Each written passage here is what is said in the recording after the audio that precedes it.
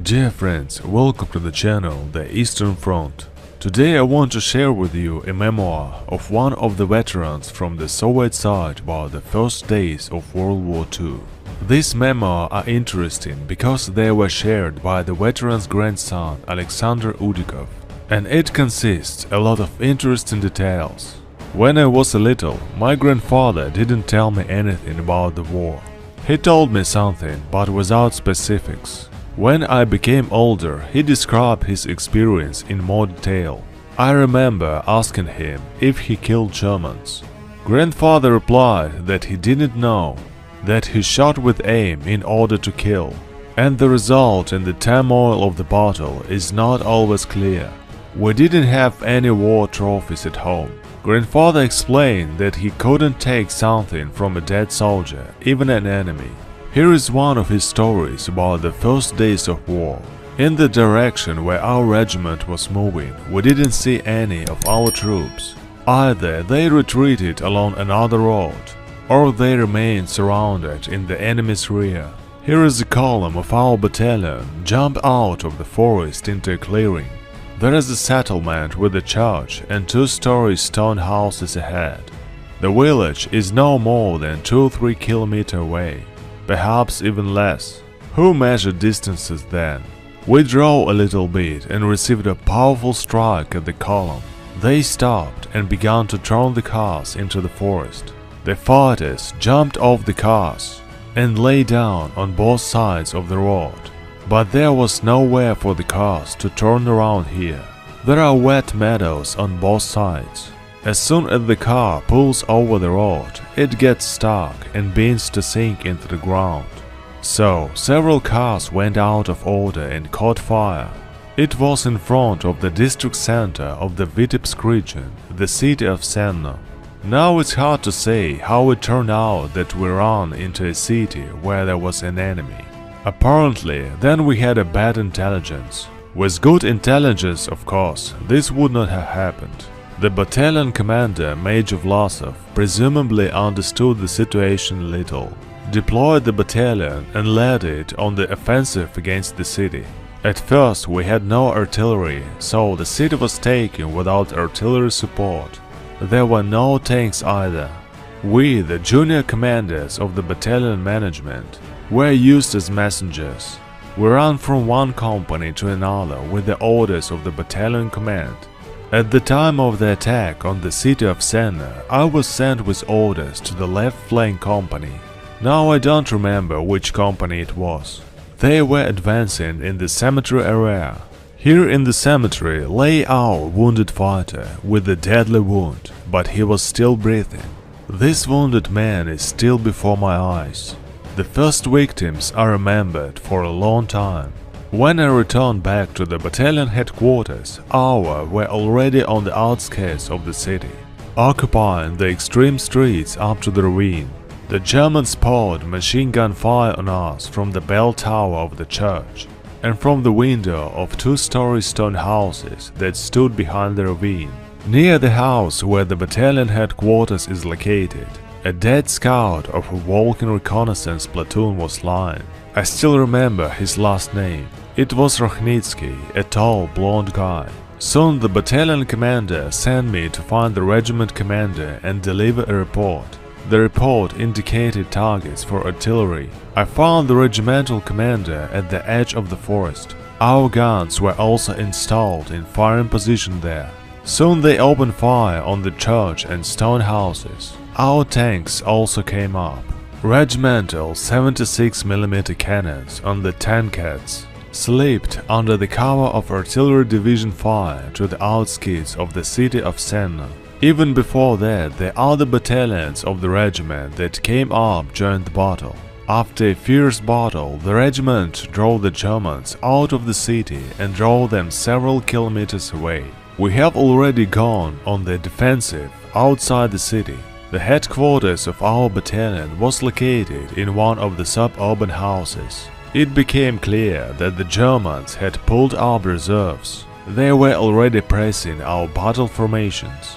The fascists outflanked us and were already entering the area where the second echelon were located. But despite this, we stayed in the city for 3 days. If my memory serves me correctly, we defended on 7 July, 8 and 9. On 9 July, our rifle units held the defense along the western outskirts of the city. Suddenly, several tanks appeared on the outskirts of the city. The hatches of the tanks were open. There were small red flags on the engine part of the tanks. The battalion chief of staff, Senior Lieutenant Vedernikov, sent me and another fighter, Alperovich, to find out what kind of tanks appeared there. Since they had red flags and open hatches, we assumed that these were our tanks and walked without fear, almost openly, but at some distance from each other. Alperovich walked in front and I followed him at a distance of 11–15 meters. There was a lonely shed on the way. As soon as we passed it, one of the tanks fired. The shell hit Alperovich directly, and there was nothing left of the fighter. I got small wound scratches, ran behind the barn and crawled back from there. My comrade died so unexpectedly and carelessly. I returned to the battalion headquarters and reported what had happened. But there was nothing to knock out the tanks with. I don't know where the regimental guns were. Soon after, dive bombers swooped down on the city and began bombing flock after flock. Heavy shelling began. Enemy tanks and the machine gunners went on the offensive. Our companies couldn't stand it and began to withdraw, gradually at first with fights. But when it became known that the escape roads along the road were cut off and German motorcyclists, tanks and machine gunners were operating in our rear, panic began. There was nothing to say about an organized offensive. Then we just ran back to the east. The road is occupied by the Germans. We were left with bushes and the swamp on the side of the road. When we were running, machine gunners were fired at us from the bushes at the roadside. Behind the machine guns lay people in Red Army uniforms. It turns out that they were disguised German saboteurs. They killed a lot of our Red Army soldiers and commanders. Our battalion chief of staff, Senior Lieutenant Vedernikov, was wounded in the leg here. In these conditions, it was impossible to help him get out. Everyone escaped as best they could. Those who fled last reported to the headquarters that he, fearing to fall into the hands of the fascists, shot himself. Here, jumping over a ditch, the commander of the 9th Rifle Company, Lieutenant Pomilovsky, dislocated his leg. He couldn't get out and was captured. Many other fighters and commanders were captured. Leonid Kukienko, who previously served with us at the academy, Barannikov and many others. A lot of people were killed in the meadows and swamps. But then I didn't know about all this yet. I learned later from our fellow soldier, Sergeant Barannikov, who was also captured and returned to his homeland after the war, to the city of Gorky, now Nizhny Novgorod. And there I met him and learned from him the details of capture of some comrades in the regiment. Running away, we saw our tanks and vehicles stuck in swamps or standing without fuel. So the tankers blew them up and also retreated with us. And in the forest at that time there was a sea of strawberries, even if you pick handfuls. But then we were not up to berries. After walking a few kilometers through the forest and swamps, we went out on the road, and there we met the division commander, General Remzov, who met the departing units and groups of fighters, and directed them to the gathering place. There were several officers with him. The general's tank was standing somewhat off the road, under the trees, and the enemy planes were raging in the air. They were chasing every car, any group of soldiers, even single fighter. We were accompanied all the time by one ugly-looking plane, presumably a scout whom the Red Army dubbed Hunchback. He fired a smoke rocket in our direction, and it was always followed by an artillery raid. Thus the Germans adjusted the fire of their artillery. The picture of retreat, or rather flight, I remembered for the rest of my life. After all, we, the Red Army soldiers and the commanders of the personal service, were brought up in the spirit of the offensive. We're going to flight, if necessary, only on enemy territory. and were preparing not to give the enemy an inch of their native land. But in fact it turned out that they beat us hard. It was very difficult and painful to experience and realize what was happening. Needless to say, the Germans knew how to fight. At that time their military equipment was better than ours. Their machines were lighter and more reliable than ours, and there were significantly more of them. No wonder our soldiers tried to acquire these weapons. The officers' personal weapons, the parabellum system pistol, hit further and more accurately. Their tanks were also more advanced than our tanks of old brands. We had very few new T-34 and KV tanks. The Germans also had a good intelligence. Saboteurs and parachutists were operating in our rear in many places, and that meant a lot. Along the road where we retreated, bridges either burned or were blown up. I think it was the work of enemy saboteurs. If they set fire and blew up their own, then it was done very untimely, because our troops were just passing through these places. As a result, cars had to go around, pave roads through ravines or throw cars, ammunition, weapons and property. After walking a few kilometers after meeting with General Remzov, we found the cars of our regiment in the forest. Then we drove cars for a while. In the area of the town of Dobromysl, they took up the defense. By the way, there is an interesting video on my channel about the work of the barrage detachments in the first days of the war. As usual, the link will appear in the upper corner of the screen.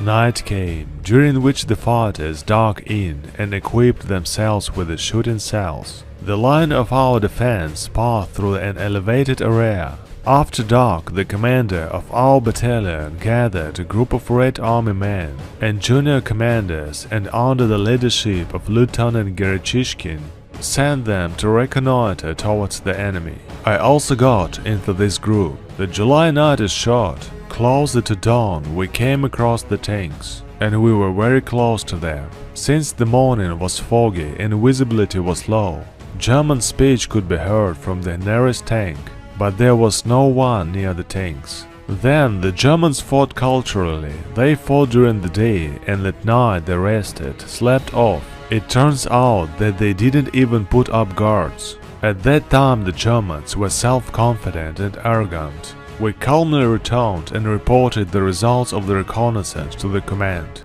Today we will talk about the memories of an airborne paratrooper, namely in the summer of 1941. The case took place on the border of western Ukraine with Poland. Initially, we planned military training, and by coincidence, we were thrown into the rear of the enemy, who had already managed to advance deep into the territory of the USSR. Well, before we continue, may I ask you to put like for this video and don't forget to write your opinion about this War II story. When I think about the war, the first thing that comes to my mind is not 9 May 1945, when the Nazis surrendered. By the way, this news reached our unit, which was near Dresden, only the next day. It was a joyous occasion, and of course more joyful than end of the Battle of Stalingrad, the breaking of blockade of Leningrad, the liberation of Kursk.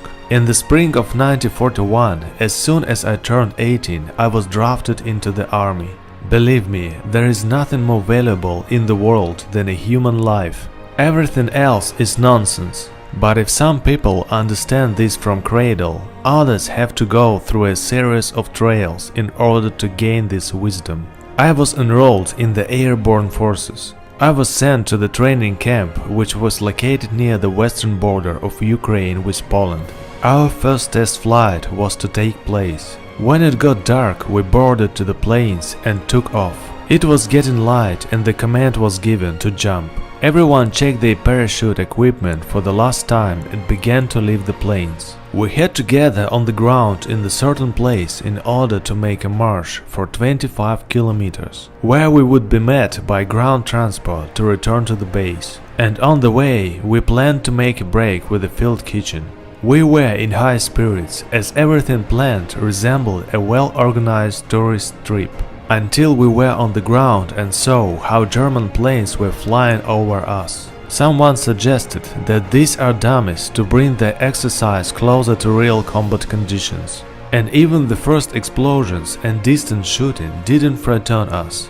However, my soul immediately became uneasy.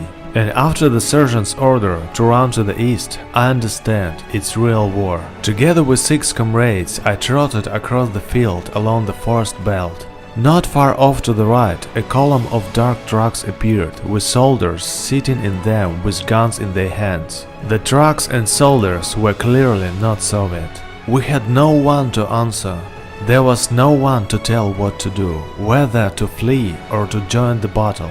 The first seemed more reasonable, but it was clear that we would not be able to overtake the enemy vehicle, which means that we would find ourselves behind enemy lines and far from the location of our troops. In such a situation, after some argument, we decided to drop our parachutes and go light, walk at night, bypassing farms and villages, and during the day hide in the thickets and ravines. This tactic allowed us to hold out for 2 days. On the 3rd day, hunger and rain forced us to climb into a lonely barn and ask for help from the owners of the house. They returned with bread, potatoes, and a request to leave immediately because the Germans committed atrocities. If we were found, the Germans killed this family and us. The Germans noticed us by the end of the next day. They chased us like rabbits, and I saw how one after another my comrades fell from the fascist bullets. I was lucky to fall into some kind of funnel filled with water. A stump uprooted from the ground loomed over the funnel. I hid in its roots, immersed in water up to my neck. The Germans rushed on after my friend. Maybe they thought that I ran on with him. They didn't notice how I fell, and I sat holding my breath and not feeling my legs. I continued to sit even when I heard a new burst of automatic weapons and a friend's shout. There was nothing I could do to help him. I don't wish anyone to go through this. Behind the wood I saw several houses and moved towards them. It was scary to fall into the hands of the Germans, but if I stayed in the forest, I wouldn't have survived. I knocked gently on the door, ready to run if something happened. A frightened woman appeared on the threshold. She gasped and whispered to me to leave immediately. I said that I couldn't walk because of leg pain and tiredness. I really want to eat. I told her in a nutshell what happened to me and my comrades. Then she sighed heavily and led me into the house. She told me to undress, gave me dry pants and a shirt and a piece of bread. In the morning she told me that her name is Ghana, and she thinks that I can pass for her son. And I really did look younger than my age. I was thin and short, and after the exhausting trip, I completely began to resemble a teenager. Ghana had 4 children, and I'm kind of like the 5th, the oldest. Several times the Germans came to the house, and Ghana always passed me off as her son. So I lived for several days until I gained strength. "You have to leave," Ghana said once. "What if someone from the village finds out about you and tells the Germans?" She gave me food and explained how to go. "Pretend you are going to the fair," she advised. "Say that your mother sent, but don't name me." She wished me luck and we said goodbye. I never saw her again, but I will never forget how she hugged me before the parting, like a mother. For almost a month I walked from village to village. Sometimes I walked right next to the Germans. The German soldiers looked at me as if I was a peasant's son. They even fed me sometimes. Apparently, they counted on a quick victory and smiled with satisfaction. They said something to me with glee in their voice, but I didn't understand the language. I spent the night in the fields or under fences. Fortunately, the summer was warm and dry. Once, quite unexpectedly, I ran into my own people. Maybe they would have shot me as a spy if I was not lucky again. And then I went through the whole war with them. In every battle with the Germans, I hoped that I was not shooting at those who fed me along the way, but only at those who took the lives of my comrades. Of course, it may have been the same people, but I mentally separated them. Everything that happened to me was not at all like what I dreamed of as a child. And no material wealth is of such importance. The real war is much more terrifying than playing it. Recently, many have begun to forget that the greatest value on the earth is life itself. Veterans talk about their most difficult and terrible period in their lives so that people think whether it's necessary to repeat this. We believe that we survived precisely in order to call everyone to peace. Dear friends, that's all for today. Write your opinion. What do you think about the war? And can it be avoided, or people will step on the same rake endlessly? It was Tim and the Eastern Front channel. See you.